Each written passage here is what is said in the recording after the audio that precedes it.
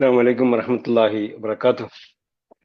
الحمد لله الذي أنزل قرآنا عربيا غير ذي عوج لعلهم يتقون بلسان عربي مبين لعلكم تعقلون. اللهم صل وسلم وبارك على سيدنا محمد وعلى آله وصحبه أجمعين. أهلا وسهلا ومرحبا بكم إلى لقائنا الجديد من لقاءات فهم القرآن على أيسر السبيل. ونحن اليوم في مراجعة دورة الثانية من دروس اللغة العربية لغير الناسقين بها. ദുറൂസുൽ ലുഗത്തുൽ അറബിയ്യയുടെ രണ്ടാം ഭാഗം നമ്മൾ അള്ളാന്റെ അപാരമായ അനുഗ്രഹത്താൽ പൂർത്തീകരിച്ചിരിക്കുന്നു.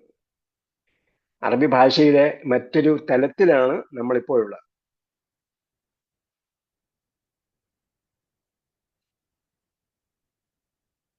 അല്ലേ? അപ്പോ നമ്മളെന്ത് ചെയ്യുക? ഖുർആൻ വായിക്കുമ്പോഴും അല്ലാത്തപ്പോഴൊക്കെ അറബി ഭാഷ നമുക്ക് മനസ്സിലാകണം. ഹദീസ് വായിക്കാം, മറ്റു പലതും കഴിഞ്ഞ പ്രാവശ്യം പറഞ്ഞതുപോലെ. അപ്പൊ നമ്മളിപ്പോ റമദാൻ വരെയുള്ള ദിവസങ്ങളിൽ നമുക്ക് എന്ത് ചെയ്യാം? കുറെ ഭാഗങ്ങളെങ്കിലും റിവൈസ് ചെയ്യാം. എല്ലാ ഭാഗങ്ങളും റിവൈസ് ചെയ്യാം എന്ന് ഞാൻ പറയുന്നില്ല. റമദാൻ കഴിഞ്ഞ ഉടനെ നമ്മൾ ഡേറ്റ് തരും. അപ്പോ റമദാനിലും ഈ ആവർത്തനം നിങ്ങൾക്ക് തുടരാം, ഇതേപോലെ ആവർത്തിക്കാം. ഇതിന്റെ നോട്ട്സ് ഞാൻ അയച്ചു തരാം. ഇപ്പൊ നോട്ട്സ് വെച്ചിട്ടാണ് റിവൈസ് ചെയ്യാൻ പോകുന്നത്. അതിനു മുമ്പ് നിങ്ങൾ വായിച്ചു നോക്കിയപ്പോ എന്തെങ്കിലും സംശയങ്ങൾ തോന്നിയിട്ടുണ്ടോ?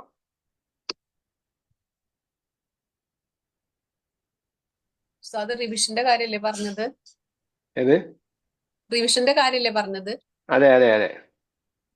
നാളത്തെ കഴിഞ്ഞിട്ട് നോക്കും. അതെ, നാളത്തെ കഴിഞ്ഞിട്ട് എന്ത് നോക്കാവുന്നു? റിവിഷൻ തുടങ്ങാം. നാളത്തെ പരീക്ഷ കഴിഞ്ഞിട്ട് വിചാരിക്കുന്നു. അല്ല, ഞാൻ ഇവിടെ മുതൽ റിവൈസ് ചെയ്യാണ് ഇന്ന് മുതൽ. ആയിക്കോട്ടെ. നിങ്ങള് എന്ത് ചെയ്യാ? റമദാനിലും നിങ്ങൾക്ക് ഈ റിവിഷൻ തുടരാം. ഇത് ഞാൻ തുടങ്ങി വെക്കാം. പൂർണ്ണമായും എനിക്ക് റിവൈസ് ചെയ്ത് തരാൻ പറ്റുമെന്ന് എനിക്ക് തോന്നുന്നില്ല. എന്തായാലും ഇറക്കി വോയിസ് ക്ലിപ്പ് എന്തെങ്കിലുമൊക്കെ ഇടാം. അത് ഗ്രൂപ്പിൽ നിന്ന് ക്രിയാത്മകമായി നിങ്ങൾ ചർച്ച ചെയ്യുകയോ പഠിക്കുകയോ ഒക്കെ വേണം. ഞാനിതൊന്നും ഉറപ്പ് പറയുന്നില്ല. കാരണം പിന്നെ ഞാൻ വേറെ പല സംഗതികളും ഇപ്പൊ കുറെ സർട്ടിഫിക്കറ്റ് പെൻഡിങ് ആയതും പ്രിന്റിങ്ങും അയക്കലും മറ്റു കാര്യങ്ങളും, അതായത് 1 by 1 ആയിട്ട് ഏതെങ്കിലും നിലയ്ക്ക് തിരക്ക് തന്നെയായിരിക്കും ഫുൾ. ഇപ്പൊ നമ്മൾ ഇതിനിടയ്ക്ക് ഹദീസിന്റെ ക്ലാസ് തുടങ്ങാമെന്ന് വിചാരിച്ചിരുന്നു, പക്ഷെ അതൊന്നും ഷെഡ്യൂൾ ചെയ്യാൻ ഇതുവരെ പറ്റിയിട്ടില്ല. ശരി, ഒന്നാമത്തെ പാഠത്തില് നമ്മൾ പ്രധാനമായും മനസ്സിലാക്കിയത് ജുംല ഇസ്മിയ, ജുംല ഫെലിയ. ജുംല ഇസ്മിയയും ജുംല ഫെലിയയുമാണ് മനസ്സിലാക്കിയത്. ജുംല ഇസ്മിയ, ഫെലിയ, അതുപോലെ കുറെ കാര്യങ്ങളുണ്ട്. നമുക്ക് നോക്കാം എന്തൊക്കെയാണെന്ന് 1 by 1 ആയിട്ട് നോക്കാം. ജുംല ഇസ്മിയ എന്ന് പറഞ്ഞാൽ നേരത്തെ മനസ്സിലാക്കാത്തവർക്കൊന്നുകൂടെ പറഞ്ഞുതരാം. ഒരു നാമവാക്യം, നാമം കൊണ്ട് തുടങ്ങുന്ന വാക്യം നാമവാക്യവും ക്രിയ കൊണ്ട് തുടങ്ങുന്ന വാക്യം ക്രിയാവാക്യവും. നാമം എന്ന് പറഞ്ഞാൽ ഇസ്മ. അപ്പൊ നാമം കൊണ്ട് തുടങ്ങിയാൽ ജുംല ഇസ്മിയ, ക്രിയ കൊണ്ട് തുടങ്ങിയാൽ ജുംല ഫെലിയ. നമ്മള് ജുംല ഇസ്മിയ എന്താണ്, ജുംല ഫെലിയ എന്താണെന്ന് ക്വസ്റ്റ്യൻ ഒന്നും പരീക്ഷയ്ക്ക് വരില്ല. പക്ഷെ ഇത് മനസ്സിലാക്കിയിരിക്കേണ്ട കുറെ കാര്യങ്ങളാണ്. എല്ലാ കാര്യങ്ങളും നമ്മൾ മനസ്സിലാക്കിയിരിക്കണം. നിങ്ങൾക്ക് 50 മാർക്കും കിട്ടത്തക്ക രീതിയിലുള്ളതായിരിക്കും പരീക്ഷ. പക്ഷെ എല്ലാം പഠിച്ചു വെച്ചെങ്കിൽ ഈ 50-80 മാർക്ക് എവിടെ നിന്ന് ചോദിക്കാന്ന് എങ്ങനെ അറിയാൻ പറ്റും? അതുകൊണ്ട് ലളിതമായിട്ടായിരിക്കും ചോദിക്കുക, പക്ഷെ എല്ലാം പഠിച്ചു വെക്കണം. ഈ PDF ഷെയർ ചെയ്യോ? ഇത് അയച്ചുതരാം വേണം. ഇനിയിപ്പോ നിങ്ങളുടെ പുസ്തകം ഒന്നും വാങ്ങണ്ട, ഉടനെ നെറ്റിലേക്ക് കൊണ്ട് ഡൗൺലോഡ് ചെയ്യാം. സാധാരണ പഠിപ്പിക്കുന്നവർ ഈ കൺസെപ്റ്റ് വെച്ചായിരിക്കില്ല പഠിപ്പിക്കുന്നത്. നമ്മൾ സ്ട്രിക്റ്റ്ലി ഈ കൺസെപ്റ്റ് വെച്ചിട്ടാണ് പഠിപ്പിക്കുന്നത്. നമ്മൾ പഠിപ്പിച്ചപ്പോഴും ഈ കൺസെപ്റ്റ് വെച്ചിട്ട് തന്നെയാണ് പഠിപ്പിച്ചിട്ടുള്ളത്. കഴിഞ്ഞ സെമസ്റ്ററിലെ നമ്മൾ ക്ലാസ്സിന് മുമ്പേ ഇത് അയച്ചു തരുമായിരുന്നു, സമ്മറി. ഈ സെമസ്റ്ററിൽ എങ്ങനെ അതാണ് ചോദിച്ചത്. ആരും ചോദിച്ചില്ല. അല്ല, ഇടയ്ക്ക് ചോദിച്ചിരുന്നു സാറേ. അപ്പോഴേ അത് ഈ സംഭവം പറ്റാത്തൊരു അവസരമാണ്. അത് എഡിറ്റ് ചെയ്യണമെങ്കിൽ അത് എഡിറ്റിംഗ് ചെയ്യുന്ന ആൾക്കാരും കട്ട് ചെയ്യാൻ പറ്റുന്ന ആൾക്കാരും വേണം. അപ്പൊ എനിക്ക് ഈ സമയത്തിന്റെ പ്രോബ്ലം ഉള്ളതുകൊണ്ട് ഞാൻ അതിൽ ഒരുപാട് കളിക്കാറില്ല. മുമ്പ് കാലങ്ങളിൽ ഞാൻ പല സംഗതിയും പഠിച്ചിട്ട് ഞാൻ തന്നെ ചെയ്യലാണ്. അപ്പൊ അത് നടക്കില്ല. അപ്പൊ അത് കട്ടിങ് നടക്കാത്തതുകൊണ്ടാണ്. ഇത് എഡിറ്റബിൾ അല്ലാത്ത ഡോക്യുമെന്റ് ആണ്. ഓക്കെ, നോക്കാം എന്താ വേണ്ട രീതി ചെയ്യണം. അപ്പൊ ഇതാണ്. അപ്പോ അൽ കിതാബു സഹലിൻ എന്ന് പറഞ്ഞത് എന്താണ്? ഒരു നാമവാക്യമാണ്. കാരണം കിതാബ് കൊണ്ട് തുടങ്ങിയത് കൊണ്ട്. ഗ്രന്ഥം സഹലാണ്, എളുപ്പമുള്ളതാണ്. അപ്പോ മിക്കവാറും അത് അറിയപ്പെടുന്ന ഒരു നാമമായിരിക്കും തുടക്കത്തിൽ ഉണ്ടാവുക, മിക്കവാറും. കാരണം നിങ്ങളുടെ അറിവിന് വേണ്ടി പറഞ്ഞു തന്നതാണ്. അങ്ങനെ ഒരു പൊതു നിയമം ഇല്ല എങ്കിലും എന്താണ്, അത് മിക്കവാറും അറിയപ്പെടുന്ന നാമമായിരിക്കും. അപ്പോ അത് വെർബൽ സെന്റൻസ് എന്ന് പറഞ്ഞാൽ അൽ ജുംലത്തുൽ ഫഇലിയ. അൽ ജുംലത്തുൽ ഫഇലിയ എന്ന് പറഞ്ഞാൽ ക്രിയ കൊണ്ടായിരിക്കും അത് തുടങ്ങുക. ഖറജ ബിലാലും എന്ന് പറഞ്ഞാൽ അത് ക്രിയാവാക്യമാണ്. ഖറജ ബിലാലും എന്ന് പറഞ്ഞാൽ ക്രിയാവാക്യമാണ്. കാരണം ക്രിയ കൊണ്ടാണ് തുടങ്ങിയത്. ഇതിന് വേറെയും നിർവചനങ്ങളുണ്ട്. പക്ഷെ എളുപ്പത്തിൽ പറയാവുന്ന നിർവചനം, ഞങ്ങൾ പഠിക്കുന്ന സമയത്ത് ഇങ്ങനെയല്ല നമുക്ക് പറഞ്ഞു തന്നത്. പക്ഷെ എളുപ്പത്തിൽ പറയുന്ന നിർവചനം ഇതാണ്: നാമം കൊണ്ട് തുടങ്ങിയാൽ നാമവാക്യം, ക്രിയ കൊണ്ട് തുടങ്ങിയാൽ ക്രിയാവാക്യം. ഇനി നാമവാക്യത്തിലാണ് ഇന്ന വരുന്നത്, ഇന്നയും ഇന്നയുടെ സഹോദരിമാരും വരുന്നത്. അതേപോലെ കാനയും കാനയുടെ സഹോദരിമാരും വരുന്നതൊക്കെ എന്താണ്? നാമവാക്യത്തിലാണ്. ഇത് പറയാൻ വേണ്ടിയാണ് നമ്മൾ ഈ വാക്യത്തിന്റെ ഡിവിഷൻ പഠിക്കുന്നത്. അപ്പൊ അൽ കിതാബ് സഹലുൻ എന്ന വാക്യത്തിൽ ഇന്ന വന്നാൽ ഇന്നൽ കിതാബ സഹലുൻ.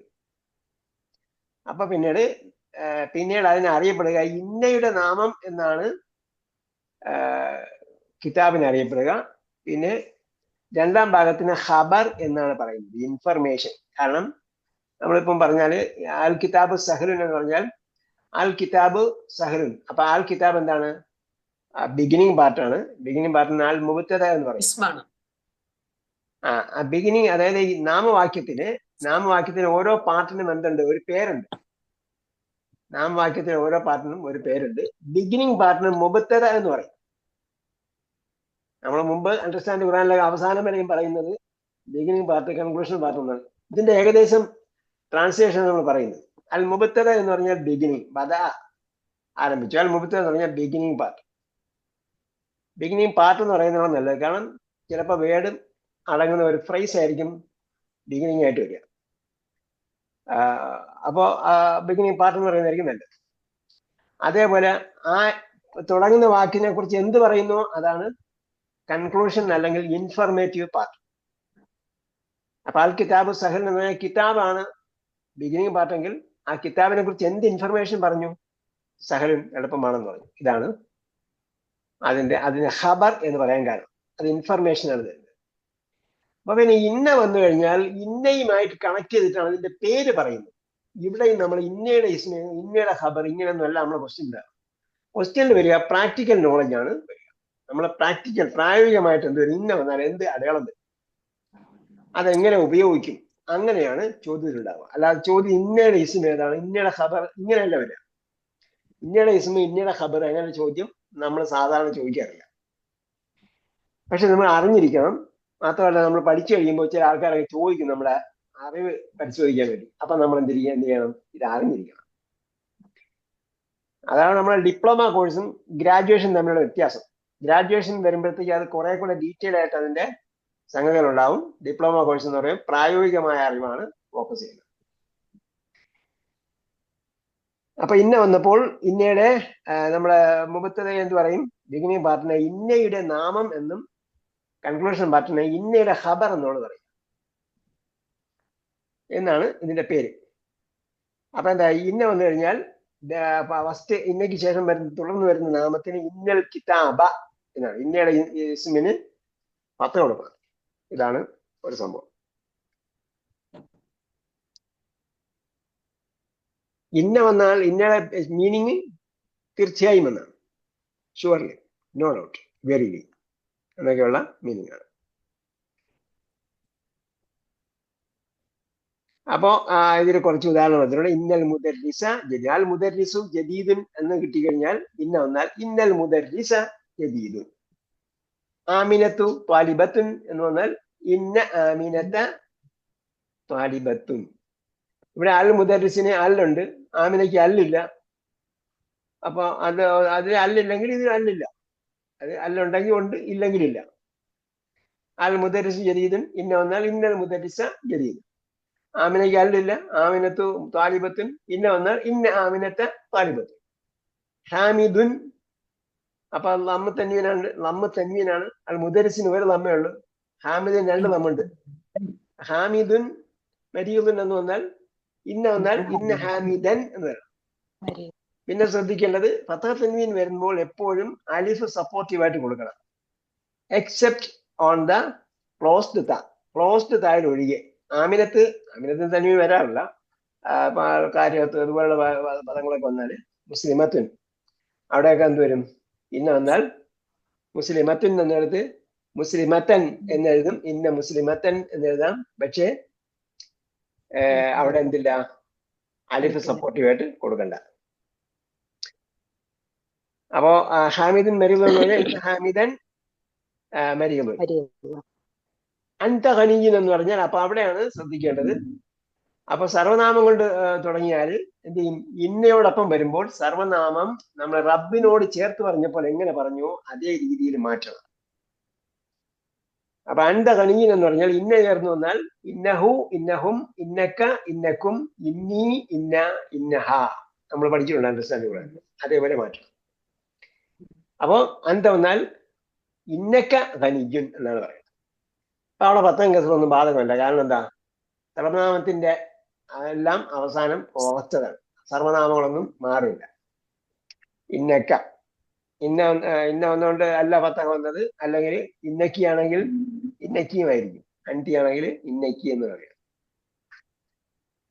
പിന്നെ ഇന്നയുടെ കൂടെ നഹന് വന്നാൽ ഇന്നാ എന്ന് പറയാം, ഇന്നനാ എന്ന് പറയാം. അതേപോലെ ഞാൻ അനയുടെ കൂടെ ഇന്ന വന്നാൽ ഇന്നനീ എന്ന് പറയാം, ഇന്നി എന്ന് പറയാം. That is the lesson 1.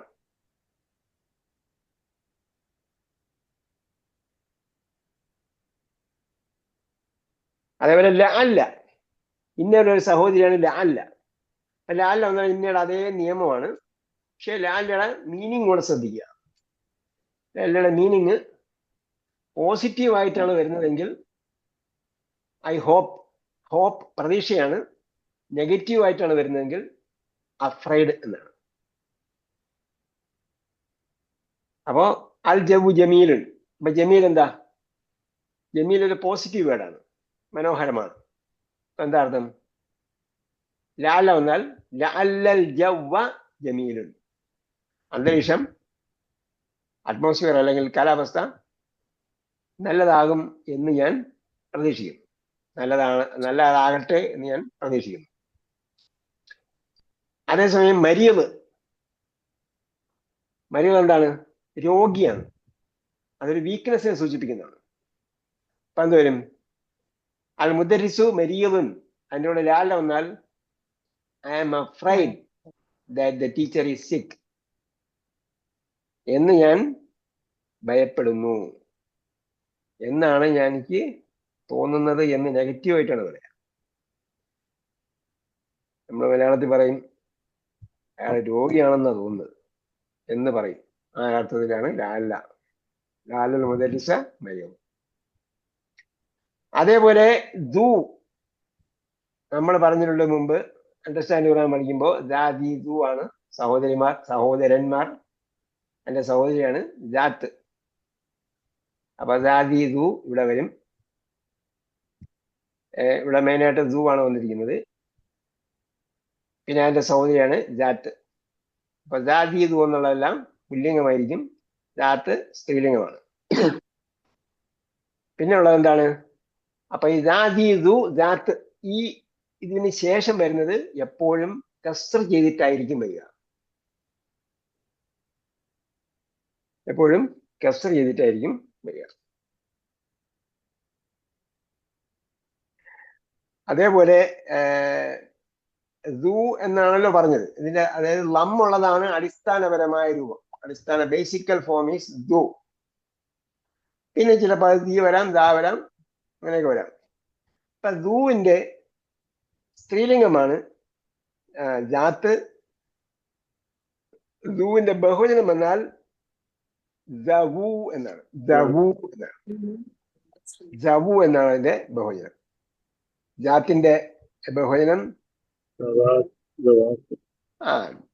ജവാത്ത്. ജവാത്തിനെ dot പോയാൽ വേറെ മീനിങ് ആയിരിക്കും. ദുൽ അർഷി അല്ലെ, ദുൽ ഔതാദി, അങ്ങനെയൊക്കെയാണ് കെസർ വന്നിട്ടാണ് വരിക. എപ്പോഴാ സീ വരെ എപ്പോഴാ? സീ വരെ എപ്പോഴാ? ഈ വരുന്ന കെസർ വരും. കുർബാന അങ്ങനത്തെ ഉണ്ടല്ലോ പറ്റത്തില്ല. വഫി ദിൽ ഖുർബ, വബി ദിൽ ഖുർബ. ബി വന്നപ്പോ എന്തായി? ദീ വന്നു. അങ്ങനെ അത് ശരിയാണ്. കെസർ വരുമ്പോ ദീ വരും, ലം വരുമ്പോ ദൂ വരും, പത്ത വരുമ്പോ ദാ വരും.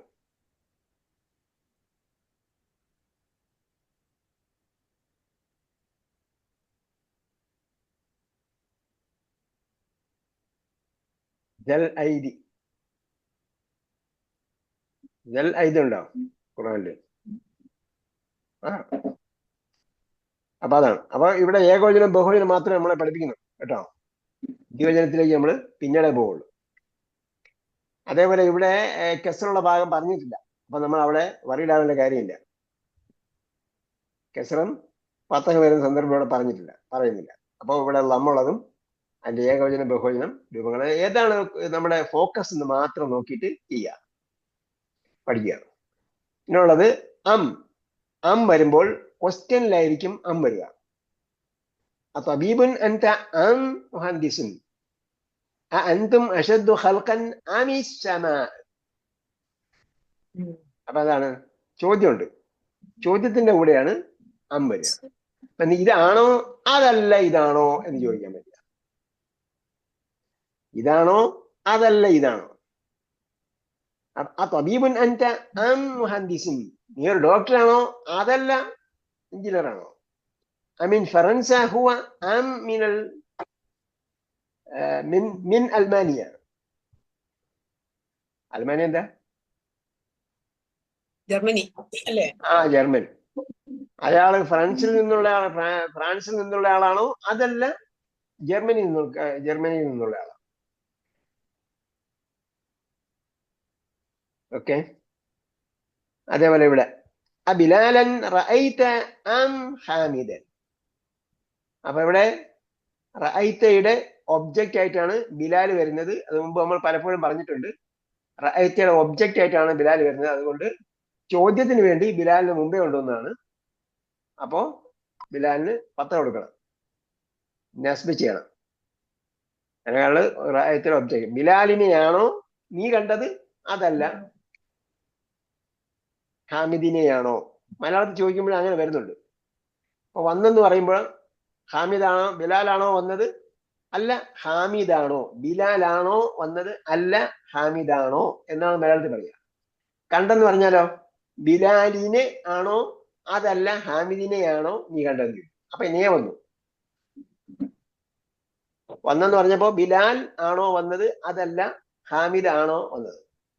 കണ്ടെന്ന് പറഞ്ഞപ്പോൾ ബിലാലിനെ ആണോ കണ്ടത് അതല്ല ഹാമിദിനെ ആണോ? അപ്പോ അതേപോലെ മാറ്റം അറബിയിലുണ്ടാവും.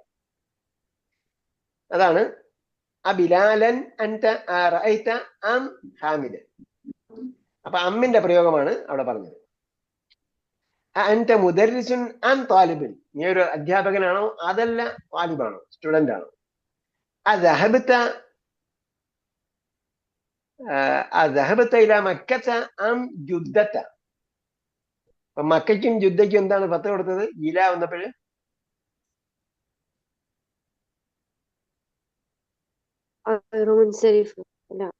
താഴെയുള്ള നാമായതുകൊണ്ട്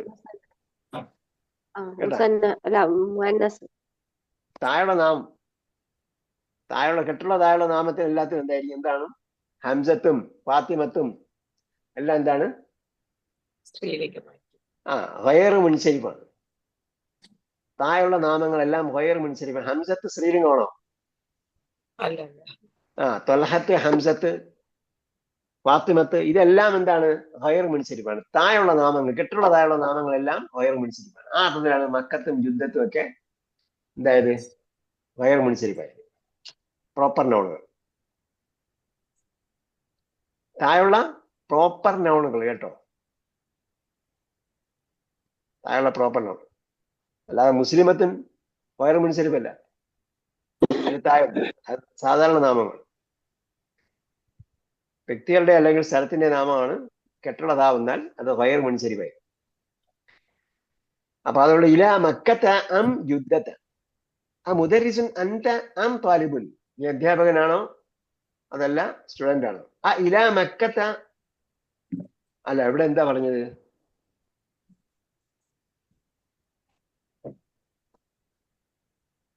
നോട്ട് ദാറ്റ് പാർട്ടിക്കിൾ ആ പ്രൊസീഡ്സ്. ഇവിടെ പറഞ്ഞെന്ന് പറഞ്ഞാല് എന്താ വേണ്ടത്? ഈ പറഞ്ഞത് തെറ്റാണെന്നാണ് പറഞ്ഞത്. ആ അൻത മുദരിസുൻ അം താലിബിൻ എന്ന് പറഞ്ഞത് തെറ്റാണ്. പിന്നെന്താ ചോദിക്കേണ്ടത്? ആ മുദരിസുൻ അൻത അം താലിബുൻ എന്നാണ് ചോദിക്കേണ്ടത് കേട്ടോ. നമ്മള് കാര്യം അറിയാതെ കഥ കണ്ടതുപോലെ ആക്കി, കഥ അറിയാതെ ആട്ടം കണ്ടതുപോലെ ആക്കി. അദ്ഹബത ഇല മക്കത്ത, അദ്ഹബത ഇല മക്കത്ത അം യുദ്ധത്ത എന്നല്ല ചോദിക്കേണ്ടത്. പിന്നെന്താ ചോദിക്കേണ്ടത്? ഇല മക്കത്ത, ഇല മക്കത്ത ദഹബത്ത അം ഇല യുദ്ധത്ത. നമ്മൾ മറ്റേ ഇതിന്റെ കസറിന്റെ കാര്യത്തിലായിപ്പോയി, അതുകൊണ്ടാണ്. ഇല മക്കത്ത ദഹബത്ത അം ഇല യുദ്ധത്ത. അപ്പൊ എവിടേക്കാണ് ഇല ചോദിച്ചുള്ള ആ പ്രയോഗത്തിനോടാണ് എന്ത് ചെയ്യേണ്ടത്? നീ പോയതല്ല, നീ പോയതാണോ വന്നതാണോ എന്നല്ല ചോദ്യം. ചോദ്യം എന്താണ് യഥാർത്ഥത്തിൽ? മക്കയിലേക്കാണോ അതല്ല ജിദ്ദയിലേക്കാണോ എന്നല്ലേ? അപ്പൊ അതിനോടാണ് ഇല ചേർക്കേണ്ടത്, അതിനോടാണ് ചോദ്യം ചേർക്കേണ്ടത്. ആ ഇല മക്കത്ത, മക്കയിലേക്കാണോ നീ പോയത് അതല്ല ജിദ്ദയിലേക്കാണോ? ചോദ്യത്തിന്റെ എസൻസ് എന്താണ്? അതനുസരിച്ചാണ്. ആ ദഹബത്ത് എന്ന് പറഞ്ഞാൽ നീ പോവുകയാണോ ചെയ്തത് അതല്ല നീ വരെയാണോ ചെയ്തതെന്ന് ചോദിച്ചാൽ അതിനാണ് ആ ദഹബത്ത അം ജിഇത, അങ്ങനെയാണ് ചോദിക്കുക. ഇതെന്താണ്? ഇവിടെ മക്കയിലേക്കാണോ നീ പോയത് അല്ല ജിദ്ദയിലേക്കാണോ പോയെന്ന് ചോദിക്കുന്നെങ്കിൽ ആ ഇല മക്കത്ത ദഹബത്ത അം ഇല യുദ്ധത്ത. കാരണം എന്താ? ഈ അം വരുമ്പോഴും ജിദ്ദയിലേക്കാണോ മക്കയിലേക്കാണോ അതല്ല ജിദ്ദയിലേക്കാണോ ഇതാണ് വരുന്നത്. അപ്പോ ദഹബത്തെ ഇല ചോദിച്ചാല് അത് ശരിയാവില്ല. അതേപോലെ ചോദ്യം ആ മുദരിസുൻ അൻത അം താലിബുൻ, ഇവിടെ ചോദിച്ചാൽ ആ അൻത മുദരിസുൻ അം താലിബുൻ എന്നാണ് ചോദിക്കുക. അപ്പൊ അൻത എന്ന് വെച്ചാൽ നീയാണോ മുദരിസ് അതല്ല അവനാണോ? ആ അൻത മുദരിസുൻ അം ഹുവ, നീയാണോ അതല്ല അവനാണോ എന്ന് ചോദിക്കാം. അതേസമയം നീ അധ്യാപകനാണോ അതല്ല സ്റ്റുഡന്റ് ആണോ എന്ന് ചോദിക്കണമെങ്കിൽ അതാണ്, അതിനോടാണ് ചോദ്യം ചേർക്കുന്നത്. ആ മുദരിസുൻ അൻത അം താലിബുൻ, നീ അധ്യാപകനാണോ അതല്ല സ്റ്റുഡന്റ് ആണോ? അതാണ്. ഇനി എന്ത് ചെയ്യുക? ചോദ്യമില്ലെങ്കിൽ അം അല്ല ഉപയോഗിക്കുക, ഔ ആണ് ഉപയോഗിക്കുക.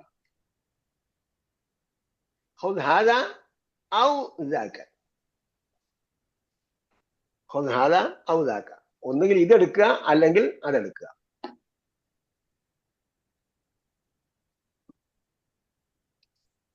ഓക്കെ. സലാസത്തൻ ഔ അർബഅത്തൻ, ഞാൻ 4 or 5 ആൾക്കാരെ കണ്ടു, അല്ലെങ്കിൽ 4-നെയോ 5-നെയോ കണ്ടു, 3-നെയോ 4-നെയോ കണ്ടു. റഅയ്തു സലാസത്തൻ ഔ അർബഅത്തൻ. ഖറജ ബിലാലുൻ ഔ ഹാമിദുൻ, ബിലാലോ ഹാമിദോ പുറപ്പെട്ടു. അതേപോലെ അൽഫും മിയത്തും വരുമ്പോൾ എന്താവും? അൽഫും മിയത്തിനും ശേഷം വരുന്നത് ഏകവചനമായിരിക്കും, ജർ ചെയ്യപ്പെട്ടായിരിക്കും വരിക. മിഅത്തു കിതാബിൻ,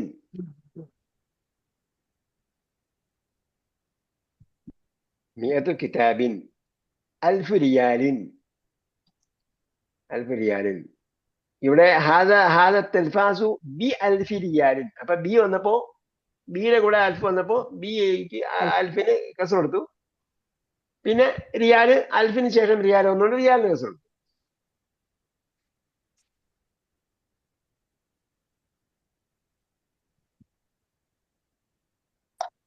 ഇനി അൽഫിന് അൽഫത്തെന്നോ മിഅത്തിന് എന്നോ പറയൂല. മിഅത്ത് സ്ത്രീലിംഗമാണെന്ന് വിചാരിക്കേണ്ട. സ്ത്രീലിംഗവും പുല്ലിംഗമാണ്. ബോത്ത് എന്താണ് പറയുക, കോമൺ ജെൻഡർ ആണ്. അൽഫും കോമൺ ജെൻഡർ ആണ്. രണ്ടും ഒരേപോലെയാണ് വരിക. ഇവിടെ പറഞ്ഞത് മിഅത്തു കിതാബിൻ, കിതാബ് പുല്ലിംഗമാണ്. മിഅത്തു കിതാബ് എന്ന് പറഞ്ഞു. റിയാല് പുല്ലിംഗമാണ്. അൽഫ് റിയാൽ എന്ന് പറഞ്ഞു. അതേസമയം ഇവിടെ വന്നപ്പോൾ എന്തായി? അൽഫു മുസ്ലിമത്തിൻ, അങ്ങനെ തന്നെയാണ് വരിക. മിഅത്തു ത്വാലിബത്തിൻ, അങ്ങനെ തന്നെയാണ് വരിക. സ്ത്രീലിംഗവും പുല്ലിംഗവും വ്യത്യാസമില്ല. ഇനി ശ്രദ്ധിക്കേണ്ട ഒരു പദമാണ് പറഞ്ഞത് ഹാലിൻ എന്നത്. ഹാലിൻ എന്നത് യഥാർത്ഥത്തിൽ ഹാലിയുൻ എന്നാണ് അതിന്റെ രൂപം. നമ്മൾ ഹാദിയുൻ എന്ന് പറഞ്ഞ പോലെ ഹദായുടെ കർത്താവിന്റെ രൂപം ഹാദിയുൻ എന്നാണ് വരിക. നമ്മൾ പഠിച്ചത് എന്താണ്? ഹാദിൻ എന്നാണ്. ഹാദിൻ. അപ്പൊ ഹാദിയുൻ എന്നിടത്ത് യാന് മുകളിൽ ലം എഴുതാൻ പറ്റാത്തത് കൊണ്ട്, യാ ലമ്മിനെ വഹിക്കാത്തത് കൊണ്ട് എന്ത് ചെയ്തു? യാഉം അതിന്റെ തൻവീനും പോയി, യാഉം അതിന്റെ അടയാളവും പോയി. യാഉം അടയാളവും പോയി. പിന്നീട് എന്തുണ്ട്? തൻവീനുണ്ട്. ആ തൻവീൻ എന്ത് ചെയ്യണം? മുമ്പേ കൊണ്ട് കൊടുക്കണം. അപ്പൊ തൻവീൻ എന്ന് പറഞ്ഞാൽ ലമ്മല്ല, ലമ്മും യാഉമാണ് പോയത്. തൻവീൻ എന്ന് പറഞ്ഞാൽ ഉള്ള അക്ഷരത്തിനെ ഇരട്ടിക്കലാണ്, ഉള്ള അടയാളത്തെ ഇരട്ടിക്കലാണ്. അപ്പോ അതെന്ത് ചെയ്യും? ലമ്മാണെങ്കിൽ ലമ്മ് തൻവീൻ, കസറാണെങ്കിൽ കസർ തൻവീൻ. അപ്പൊ തൻവീൻ കളയാൻ പറ്റില്ല. അപ്പോ യാഉം ലമ്മും പോയി. പിന്നീട് തൻവീൻ എന്നത് എന്താണ്? ഒരു സംഭവമാണ്, നമ്മളെ ഒരു അവസ്ഥയാണ്. ആ അവസ്ഥ എന്ത് ചെയ്യണം? തൊട്ട് മുമ്പുള്ള അക്ഷരത്തിന് കൊടുക്കണം. അപ്പോ ഗാലി എന്നുള്ളത് ഗാലിൻ എന്നായി മാറും. ഇതാണ് നിയമം.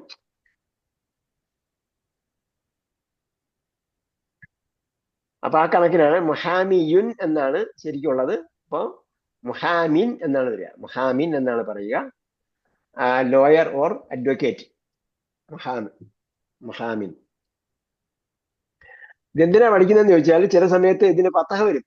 ലം വരുമ്പോഴാണ് പ്രശ്നം. കസ്റ വരുമ്പോൾ കസ്റിനും പ്രശ്നം തന്നെയാണ്. അപ്പോൾ ഫതഹ വരുന്ന സന്ദർഭത്തിൽ ഈ യാ തിരിച്ചു വരും. ഹാലിയുൻ എന്നിടത്ത് യാ തിരിച്ചു വരും. അപ്പൊ ഇത് നമ്മൾ യാ പോയിട്ടുണ്ടെന്ന് അറിഞ്ഞാൽ മാത്രമേ ഫതഹ വരുമ്പോൾ അതിനെ തിരിച്ചു കൊണ്ടുവരാൻ നമുക്ക് പറ്റുള്ളൂ. ഖാലിയുൻ എന്നാണ് ഖാലിൻ ആയി മാറുന്നത്. അബി ഖാലിൻ എന്ന് പറയും. അന മുഹാമിൻ എന്ന് പറയും. അതേപോലെ വാദിയുൻ എന്നാണ്. അതിനെന്താണ്? ഹാദ വാദിൻ എന്ന് പറയും.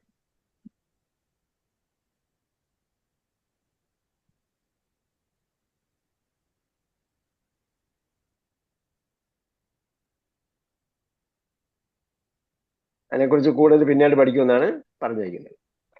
പിന്നെ വൊക്കാബുലറിയൊക്കെ നിങ്ങൾ പഠിച്ചോളുക.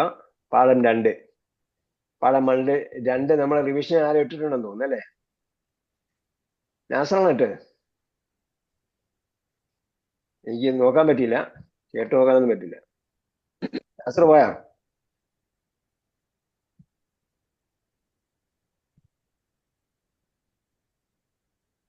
നാസർ സാബ്, സയ്യിദ് സാബ് ഓക്കെ അല്ലേ?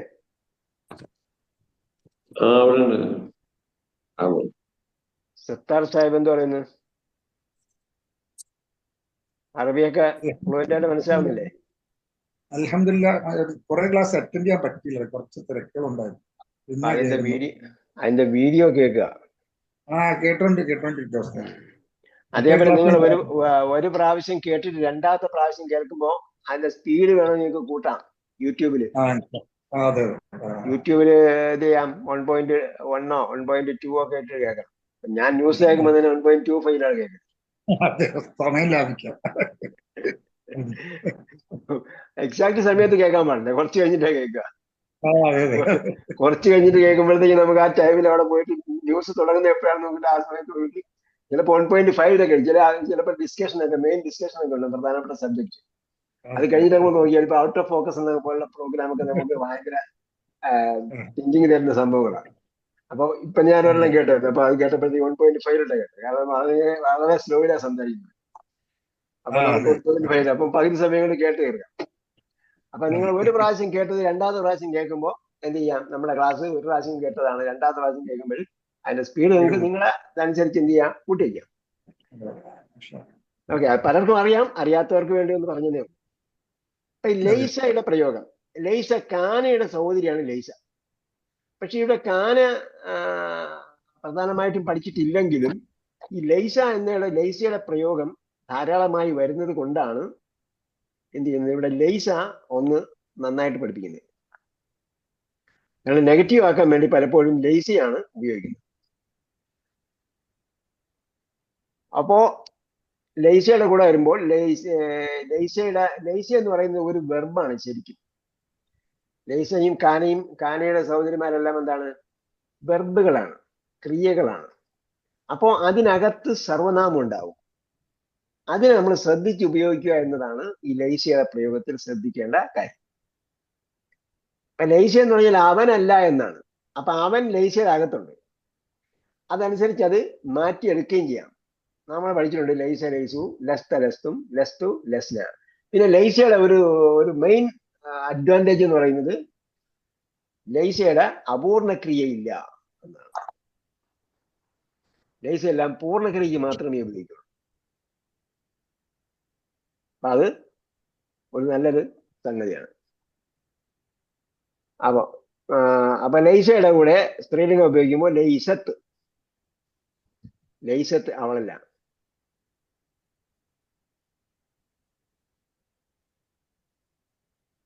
അപ്പൊ ലൈസയുടെ കൂടെ അതേപോലെ ലൈസയുടെ കൂടെ എന്ത് വരും, ലൈസയുടെ കൂടെ ബി വരും. ലൈസയുടെ കൂടെ ബി വരും. അലൈസ അല്ലാഹു ബി അഹ്കമിൽ ഹാക്കിമീൻ. അപ്പൊ എന്ത് ചെയ്യും, ബി വരുന്നുണ്ട്. അപ്പൊ ബി വരുന്നതും നമുക്കൊരു നല്ല കാര്യമാണ്. ബി വന്നില്ലെങ്കിൽ പിന്നെ കാനയുടെ നിയമത്തെ നോക്കണം. അപ്പൊ കാനയുടെ നിയമം പഠിക്കാൻ നിർബന്ധമാവും. ഇങ്ങനെയൊക്കെയാണ് അറബി ഭാഷയിലെ കെട്ടിക്കുടുക്കുകൾ എന്താകുന്നത്, അഴിഞ്ഞു പോണത്. അറബി ഭാഷയിൽ അങ്ങനെ കുറെ സംഗതികളൊക്കെ ഉണ്ട്. പക്ഷെ അതില്ലാതെയും എന്ത് ചെയ്യാം, കെട്ടിക്കുടുക്കില്ലാതെ അല്ലെങ്കിൽ സ്മൂത്ത് ആയിട്ട് ഉപയോഗിക്കാം.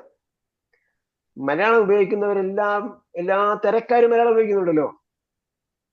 ചെറിയ കുഞ്ഞു മുതല് വലിയ വലിയ സാഹിത്യകാരന്മാരും കഥാകൃത്തുക്കളും ഒക്കെ തന്നെയും എന്ത് ചെയ്യുന്നുണ്ട്,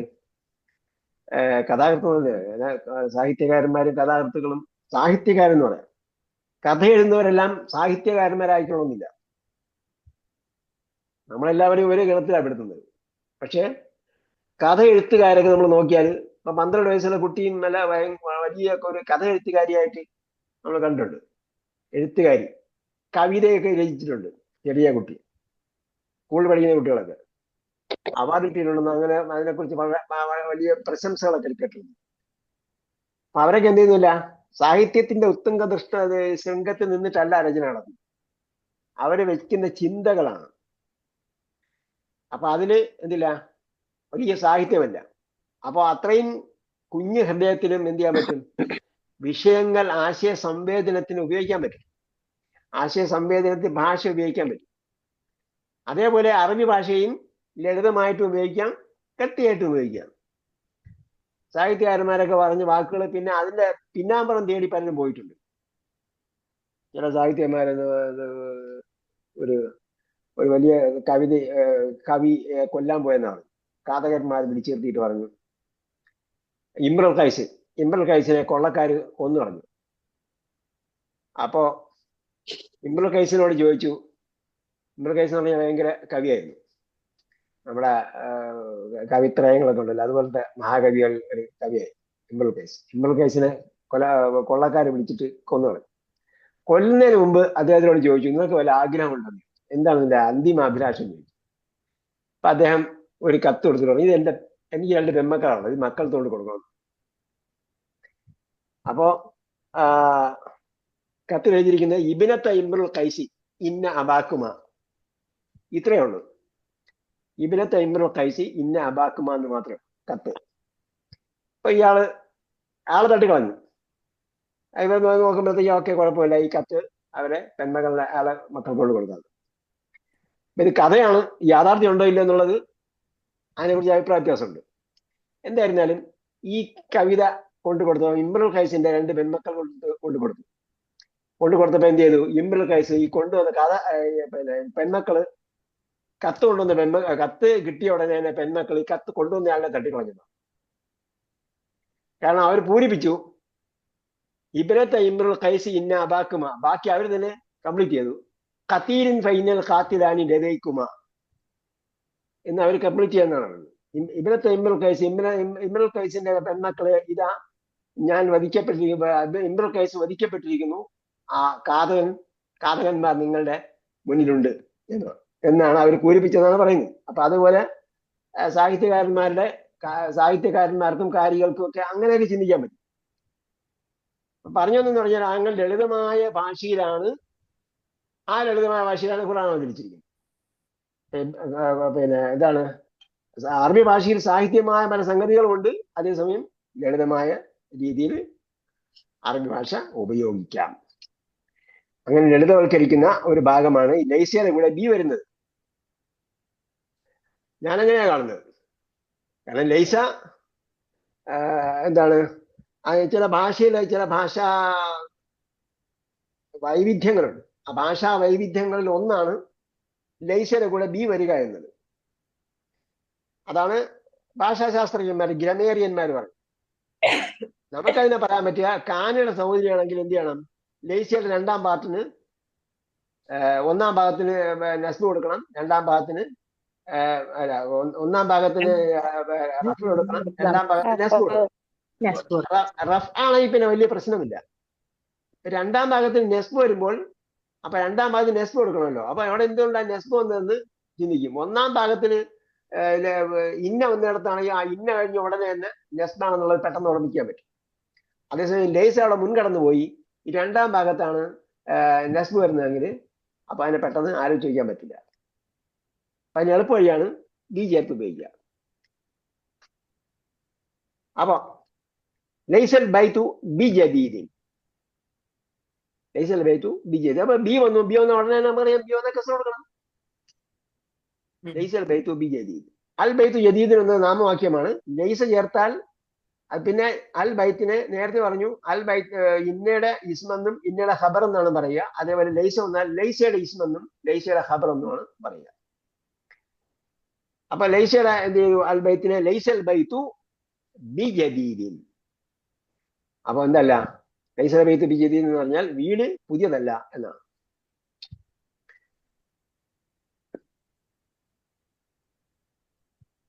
അപ്പൊ ലൈസയുടെ സ്ത്രീലിംഗം എന്ന് പറയുന്നത് ലൈസ ക്രിയ ആയതുകൊണ്ട് ലൈസയുടെ കൂടെ ഓപ്പൺ താഴെ ഇറക്കണം.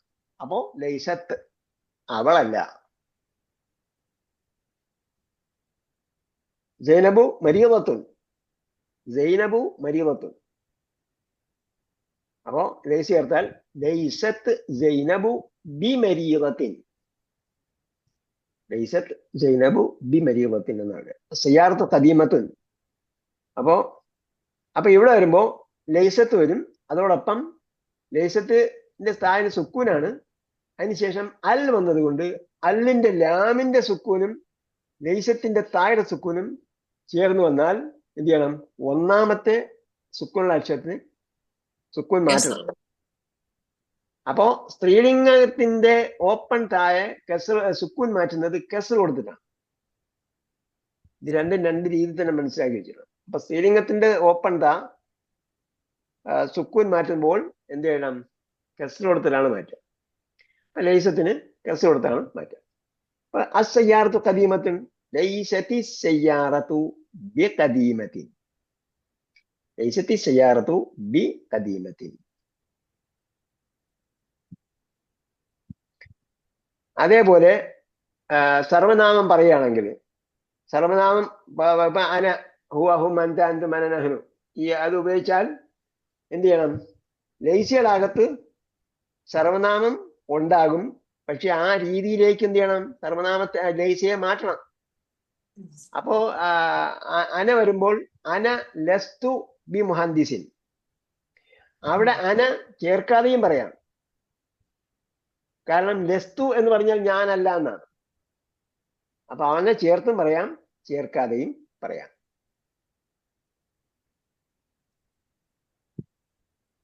അന മുദരിസുൻ ലസ്തു ബി മുദരിസിൻ. അന മിനൽ ഹിന്ദി. അന മിനൽ ഹിന്ദി വരുമ്പോൾ ലസ്തു മിനൽ ഹിന്ദി. അവിടെ എന്ത് പറയാൻ പറ്റൂല? ബി ചേർക്കാൻ പറ്റൂല. കാരണം ലൈസയുടെ രണ്ടാം ഭാഗത്തിൽ പ്രിപ്പോസിഷൻസ് ഉണ്ടെങ്കിൽ എന്ത് ചേർക്കണം? എന്ത് ചേർക്കാൻ പറ്റില്ല? ബി ചേർക്കാൻ പറ്റില്ല. കാരണം പ്രിപ്പോസിഷനും ബി എന്ന് പറയുന്ന ഒരു പ്രിപ്പോസിഷനാണ്. രണ്ട് പ്രിപ്പോസിഷൻ ഒരുമിച്ച് വരില്ല. രണ്ട് പ്രിപ്പോസിഷൻ ഒരുമിച്ച് വരില്ല. അതുകൊണ്ട് ബി മിന എന്ന് ഉപയോഗിക്കാൻ പറ്റില്ല, അല്ലെങ്കിൽ മിൻ ബി എന്നും ഉപയോഗിക്കാൻ പറ്റില്ല. അതുകൊണ്ട് എന്ത് ചെയ്യുന്നു? ബി ചേർക്കാതെ ലസ്തു മിനൽ ഹിന്ദി. ഞാൻ നേരത്തെ പറഞ്ഞതുപോലെ ചിന്തിച്ചാല് അപ്പൊ ബി ചേർക്കുന്നത് ഇത് ലാംഗ്വേജ് സിമ്പിൾ ആക്കാൻ വേണ്ടിയാണെങ്കിൽ മിന വന്നാൽ പിന്നെ ബിയുടെ ആവശ്യമില്ല, ഓൾറെഡി അവിടെ സിമ്പിളായി. കാരണം മിൻ വന്നു കഴിഞ്ഞാൽ പിന്നെ അതിന്റെ ഇത് കൊടുക്കാൻ പറ്റില്ലല്ലോ, നെസ്ബ് എടുക്കാൻ പറ്റില്ലല്ലോ. ലസ്തു മിനൽ ഹിന്ദി.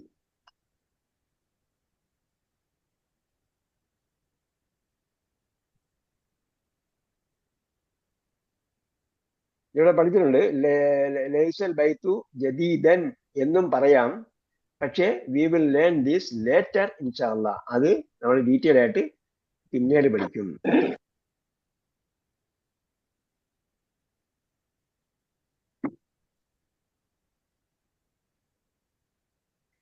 അതേപോലെ ലീ ഇഖ്വത്തുൻ.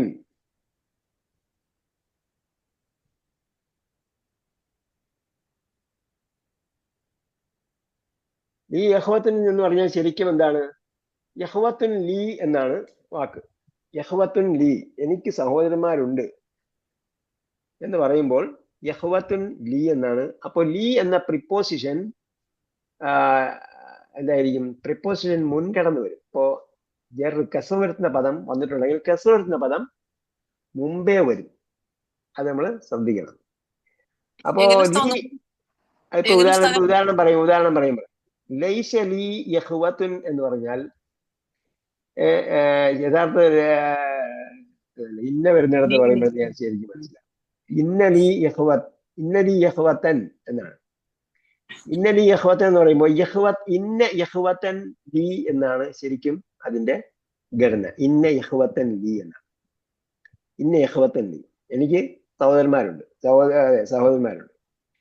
അപ്പൊ എന്താണ്? ഈ പ്രിപ്പോസിഷൻ വന്നുകൊണ്ട് ലീ എന്ന കെസർ വരുത്തുന്ന പദമില്ലേ, കെസർ വരുത്തുന്ന പദം എപ്പോഴും മുൻകടന്നു വരും. കെസർ വരുത്തുന്ന പദം വരുമ്പോൾ അതിന്റെ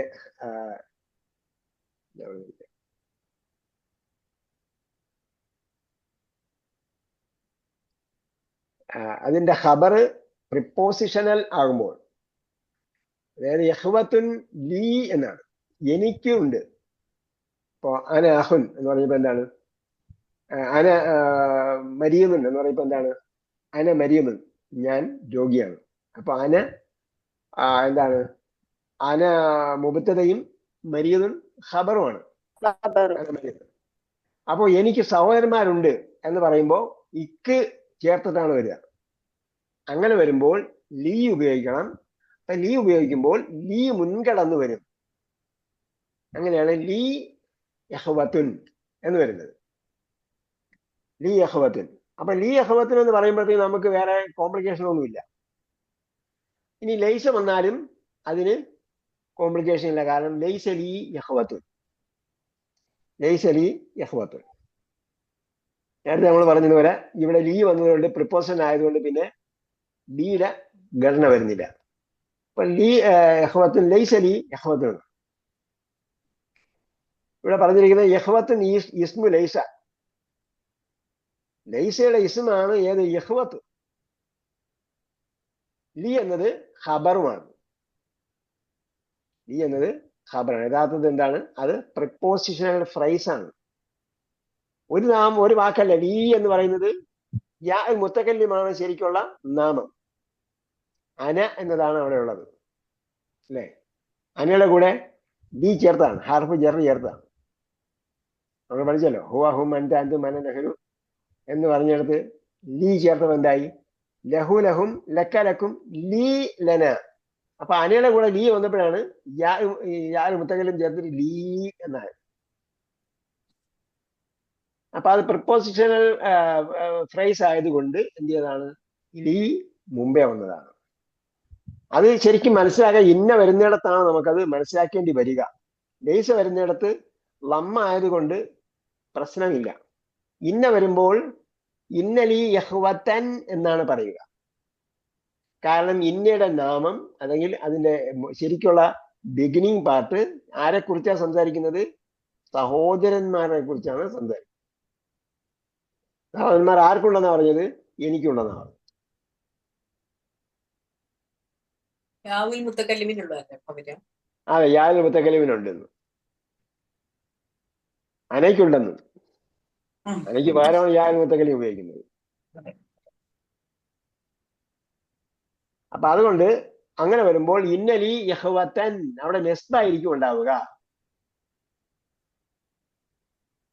ഓക്കെ, ബിലാൽ ഇബ്നു ഹാമിദിൻ.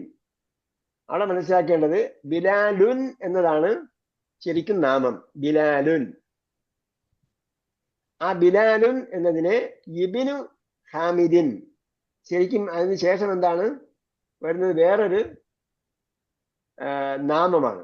അപ്പൊ രണ്ട് നാമങ്ങൾക്കിടയിൽ ഇബിന് വന്നാൽ എന്ത് ചെയ്യണം? ഇബിനിന്റെ അലിഫ് കളയണം.